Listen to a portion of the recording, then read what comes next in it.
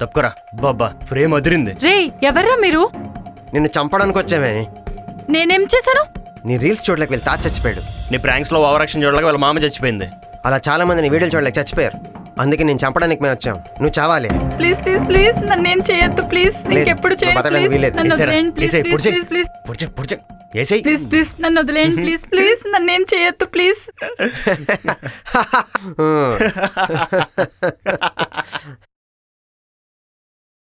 మా video super వచ్చిందే, upload చేసేద్దాం.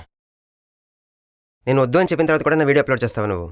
ఇప్పుడు ఈ వీడియో అప్లోడ్ చేసి వైరల్ చేస్తా.